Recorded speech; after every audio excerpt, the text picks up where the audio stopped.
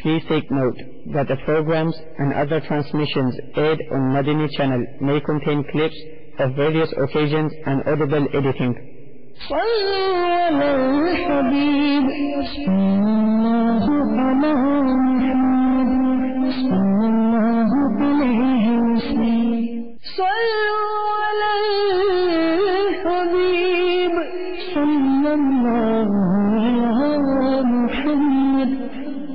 Niyatul mu'mini khairun min amali. The intention of a mu'min, true believer, is better than his action. Before watching this program, please make good intentions in order to seek the pleasure of Allah Azza wa Jal and to gain lots of virtues. For the sake of gaining the pleasure of Allah Azza wa Jal, I will seek ilm-din. After acquiring knowledge from this program, I will convey it to others as an invitation towards righteousness. I will note down the important points. I will watch this program from beginning to end. Insha'Allah Azza wa Jal. मुझे अपनी और सारी दुनिया के लोगों की इस्लाह की कोशिश करनी है इंशाअल्लाह अज़्ज़ा व जल. Give thanks to Allah for the moon and the stars. Praise Him all day for what is and what was. Take hold of your iman, don't give in to shaitan. Oh, you who believe, please give thanks to Allah. الحمد لله رب العالمين والصلاة والسلام على سيد المرسلين أما بعد فأعوذ بالله من الشيطان الرجيم بسم الله الرحمن الرحيم. الصلاة والسلام عليك يا رسول الله، الصلاة والسلام عليك يا حبيب الله، الصلاة والسلام عليك يا نبي الله وعلى آلك وأصحابك يا نور الله. Our beloved Nabi sallallahu alayhi wa sallam has said that a person who sends 50 times daily durood or salawat or salutations upon me, I will shake hands with him on the day of judgment. Sallu ala al-Habib sallallahu ta'ala ala Muhammad sallallahu alayhi wa sallam. Salatan wa salaman alayka ya sayyidi ya Rasulallah wa ala alika wa ashabika ya Habiballah. Dearest Islamic brothers and the viewers of Madani channel, Alhamdulillah Azza wa Jal, once again Allah subhanahu wa ta'ala blessed us with the opportunity to participate in this beautiful silsila of Madani channel called Islamic Manners. In today's silsila we will discuss the subject of earning, halal earning or amount of earning which is necessary or which is allowed, and what type of earning is not allowed, etc. There will be many issues that would be covered in this discussion. The law of Sharia is that such amount of earning is fard, meaning obligatory, which is necessary to spend for the expenses of one's family and his own self, and if he has any other type of obligations, for example, he has to pay debts, then it is fard for a person to earn such amount of money that his needs are fulfilled and he does not become needy, muhtaj and beggar to others. After earning the fard amount, person has a choice if he wants to earn more for his children or for his family to keep it for the rainy days. If parents are dependent upon children, then it is fard for the children to earn that amount of money which would be sufficient for the needs of the parents. And if a person makes an effort to earn more than his needs, and the intention is that he would help poor, destitutes, and the close relatives who are in need, then with that intention to earn more money is recommended and is mustahab. And this is better than nafli ibadat. In other words, that if he is engaged in earning more money to help poor and needy and close relatives, and he will not spend the whole night in ibadat, maybe he slept and got up for Fajr. If he was busy in the ibadat during the night, then maybe he would not have been able to do work during the day. Therefore he chose to work and then left in nafli ibadat. So in this case, when the intention is that which we have mentioned, then his earning would earn him more sawab than the nafli ibadat. And if he earns more money with the intention that my status and my honor will be increased, and he doesn't have any element of pride in it, then this intention is mubah, or this earning is mubah. Mubah means it's allowed. It's not mustahab, it's not recommended, it's not commendable, but it's not prohibited, it is allowed.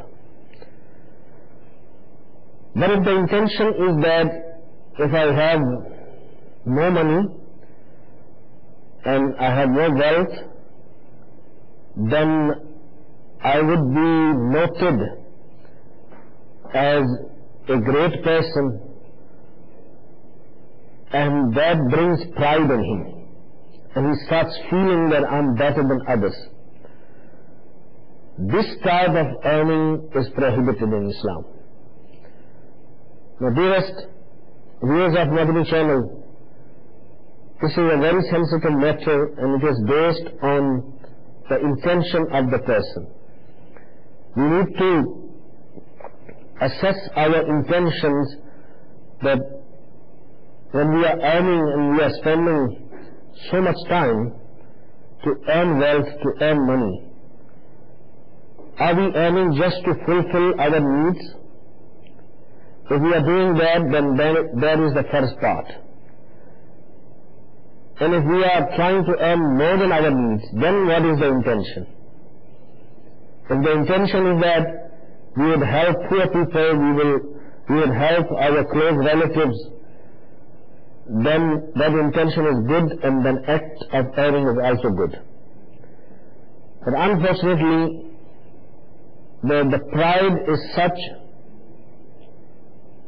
a whispering of shaitan that it affects many people, and people become proud when they start seeing the wealth, when they start seeing the money.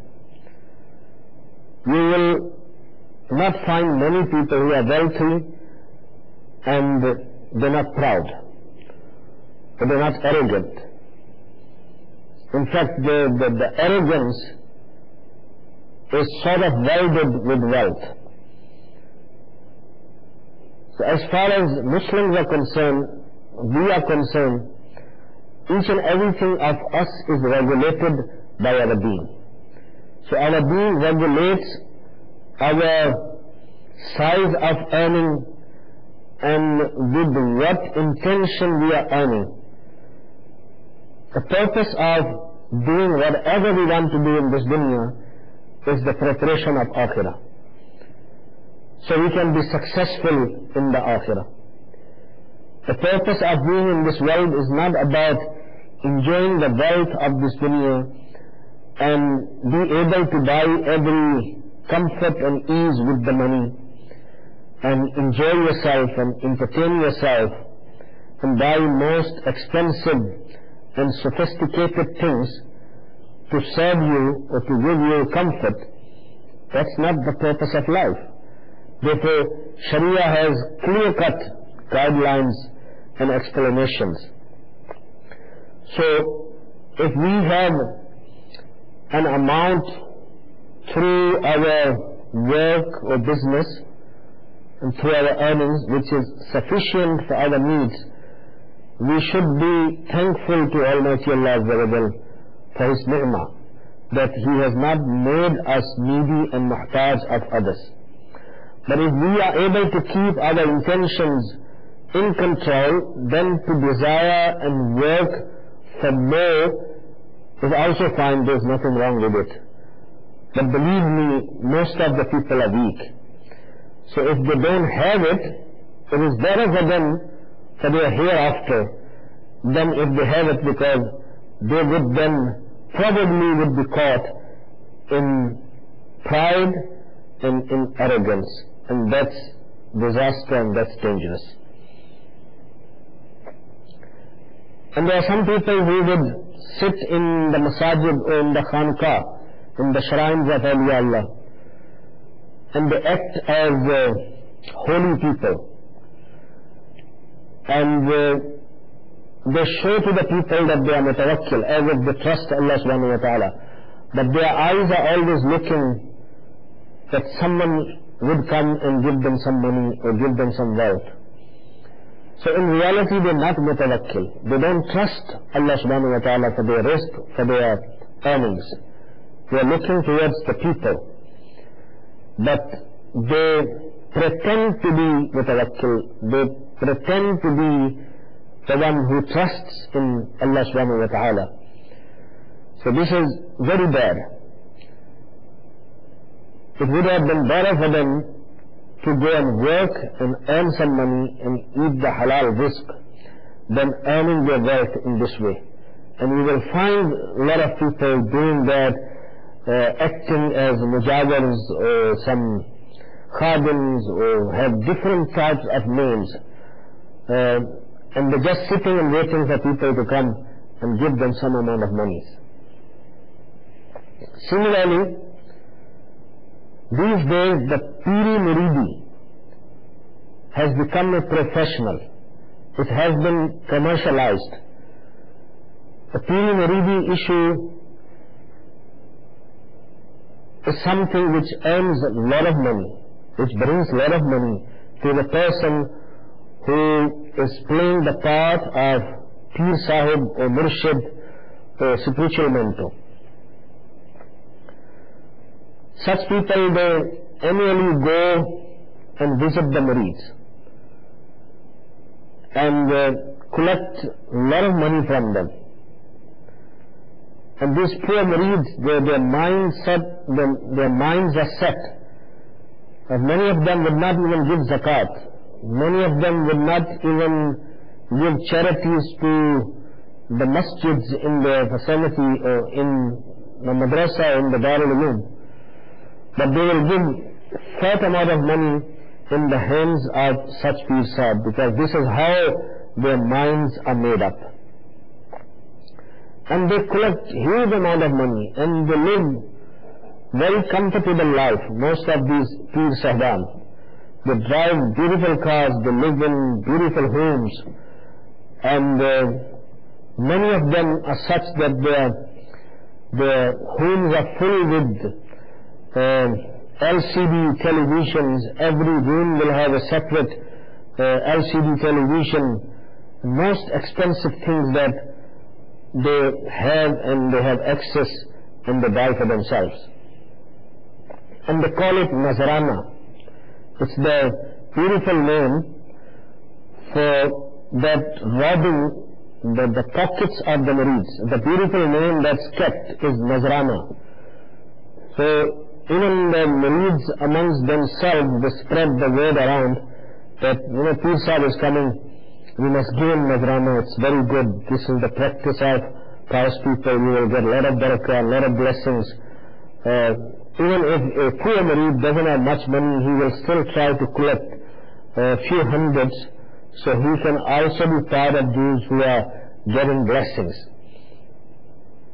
And many of these Pir Sahban, they speak a lot of lies and they deceive and they cheat.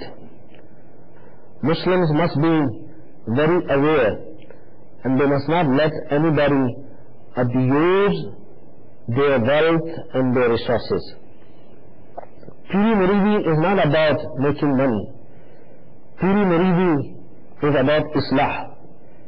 Piri Muridi is all about uplifting the individuals and removing their difficulties, spiritual difficulties and doubts, and making them prepared to worship Allah subhanahu wa ta'ala, because that is the only way for the closeness of Almighty Allah Azza wa Jal. If a person does not perform his salat and he is engaged in mahfil of dhikrullah, he will never find the qurb and the closeness of Almighty Allah Azza wa Jal. And this type of understanding has been given to many of the murids of such Pir Sahib who are not ulama, who are not pious, and who are unable to transmit the knowledge. Therefore, they will make them engaged in nafli ibadat, because nafli ibadat are occasional and nafli ibadat are easy. Performing 5 times daily salat and other shari'i restrictions. Many of these Pir Sahaban, they do not stop intermingling of sexes. In fact, ladies or female murids, they come and sit with them, they talk to them face to face, the eye contact is there, and in order to justify that, they normally say that these are the doctors, these are the spiritual doctors. So that is another trick of shaitan. There is no such thing as doctor. If a woman is not your doctor, she is not your doctor. She is ghair mahram woman, and the rules and regulations that apply to any other ghair mahram woman would be applied here as well, even if she is the murid, particular Pir Sahib. So dearest Islamic brothers and the viewers of Madani channel, these are very important matters and very sensitive matters, and not a lot of people touch these topics or discuss these topics. The reason is that those people who are involved in these type of Piri Muridis, they can get very aggressive, they can get very upset, and they can get very abusive. It's not necessary that the person is from the children of any salih or pious person. He must be a pious or a salih or a Pir Sahib as well. But in our culture, we automatically take that person as a great spiritual personality as long as he is from the children of certain pious people or pious family. Therefore, in this silsila we learn that such type of earning is not allowed, and we must not become victim of such people who are deceiving us under the name of ruhaniya and spirituality. The greatest of earning method is to earn your money, your wealth via jihad, engaging in the jihad and the booty, the malo, ghanimat which you collect, and the amount of wealth which comes in your share, that is the best wealth. But the purpose should be ilai kalimatullah, means to raise the word of Islam, to raise the word of Allah, to raise the flag of Islam. The purpose should not be that I'm going to earn money. If that's the purpose, then it would not be regarded as the best way of earning. And number 2 is the business through tijara. Allah subhanahu wa ta'ala has kept a lot of barakah in tijara. Therefore, many of the people who are in business would have a lot of barakah in their rozi, in their rizq, and they would have enough for themselves and for the poor and for the masajid and for the madrasas and for the darul ulooms, or for any other good work that is happening in the Muslim society. And number 3 is the agriculture. So after business is the agriculture, and then after agriculture is the manufacturing goods. And of course the other trades and those things will come after that. The person who has something for the day, to survive, to eat, to live, it is haram for him to beg. If a person doesn't have anything at all, not even food for the day, he is the only person who is allowed to beg. Unfortunately, these days, begging is also a profession of making money. As we discussed, Piri Muridi has become a profession of making money. So some people are beggars and son of beggars and son of beggars. It's a family of beggars. Every member of the family, if you ask what's their work, what do they do? No, they beg. That's their work. So this type of money that they earn is mal khabith, and it's impure wealth.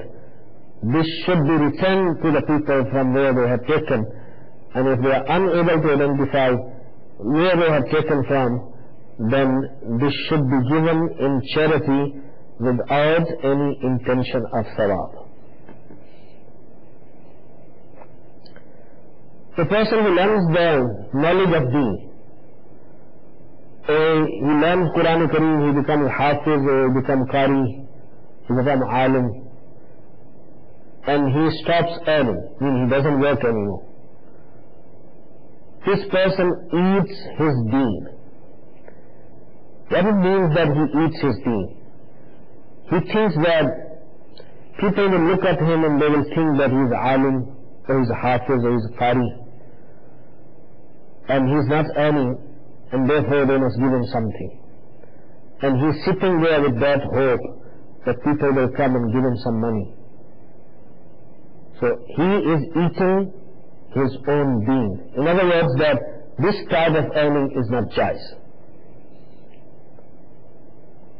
As far as taking salary for the teaching purpose is concerned, that is allowed and that is halal. For example, there is an alim whose duty is to perform the salat, or to teach people, to deliver certain lectures, or to educate students in the madrasa, in the Darul Uloom, or even there is a Hafiz of Qari, and he is appointed to teach and educate children or adults or whoever.